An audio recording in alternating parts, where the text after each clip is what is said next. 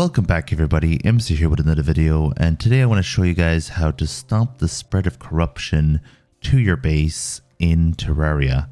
Corruption or Crimson is going to move all of your NPCs out of the base, and it's going to stop them from being able to live there, which is a pain, especially since you don't want to have to make a new home. As you can see, we have a corrupted, hallowed desert here. We need to find out how far the corruption has actually spread. It'll usually be underground, so go into the map and have a look to see if you can find any demonite. And if you find some, that means you have to use this technique to the left of that demonite, if the base, of course, is on the left of the demonite or of the corruption. And this works, of course, with Crimson too, so it's not just for corruption. We're just going to try and stop the corruption from getting to our base. Now, how does this work? Corruption can't pass a certain amount of blocks. Usually corruption spreads between blocks and background, and that is key. If you make a gap of about 5 to 9 blocks, then you will stop the corruption from getting across from the corrupted side to the non-corrupted side. So usually I use dynamite as my main marker. You probably don't need to make a hole as big as dynamite will make, but I usually use it just to be sure, because there's nothing worse than using, for example, a 5-block technique when you're digging, but one of your blocks or one of your areas is only 4 blocks wide, and then the corruption jumps across. So I just use dynamite. Now, of course, I am kind of mid-game at the moment in this, so I have wings and everything, which makes it a little bit easier for me to do this, and I can afford the dynamite too. If you can't afford dynamite, I will show you what to do later. I usually use my platforms like this at the beginning. I hang on with my hook and I just drop the dynamite up below me. If you wait about a millisecond or half a second between clicks, the dynamite won't blow up all at the same time, and it will start to make a ripple effect down, which makes it a lot quicker. Also, I have good armor here, so it's a lot easier for me to do this with good armor. You can do this as early as you want in your playthrough, but the earlier you do it, the harder it'll be, simply because of how many enemies there are going to be. I'd recommend if you do it pre-hard mode, at least the enemies won't be as difficult. But make sure you have a good hook so you can hook onto the walls and stay away from danger. Maybe even have a half decent summon as well. That'll help you fight off the enemies. Maybe the imp, for example.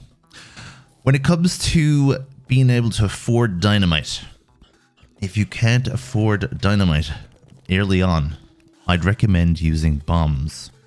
So the way this works is the corruption generally won't spread past the cavern lair. I still go all the way down to hell just in case.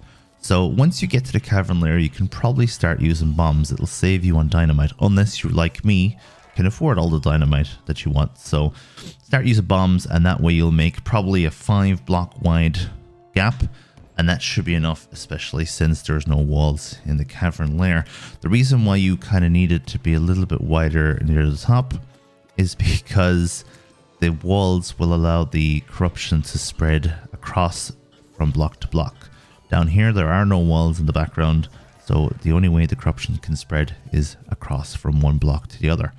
Now, I'm going to go back to using dynamite in a second, simply because bombs are good and everything, but they're a lot slower, and they bounce a lot more, which means it's a lot harder to get good aim when it comes to blowing this up. And also, as I said, I could afford dynamite, so there's no point in using bombs. Only use bombs if you absolutely have to. I would not recommend doing this with a pickaxe. You will be here all day, and unless you have a lot of time to do something like this, that is going to take way too long. So make sure you use bombs or dynamite. If you do dig, best of luck, but it's probably going to take about 3 or 4 goes to get a 5-block wide hole.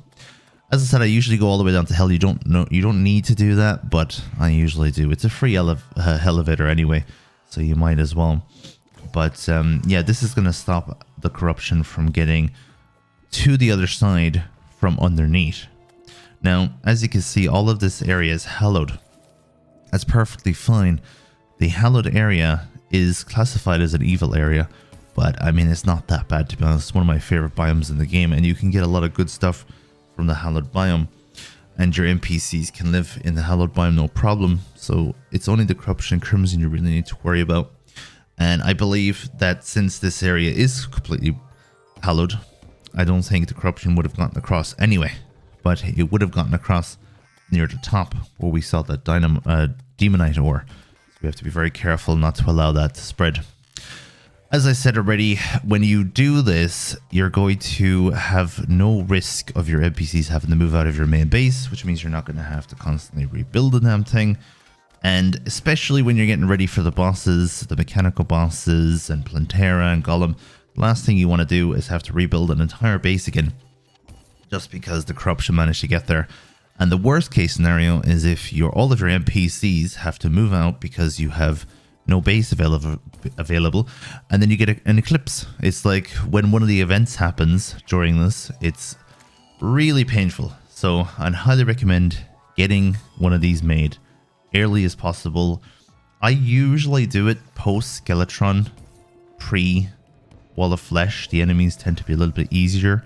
At that stage, you just have a small bit more money. For dynamite, you can use sticky dynamite as well, of course. And another thing is, the corruption really doesn't spread until you start hard mode anyway. So you don't really need to worry about it until you start hitting altars.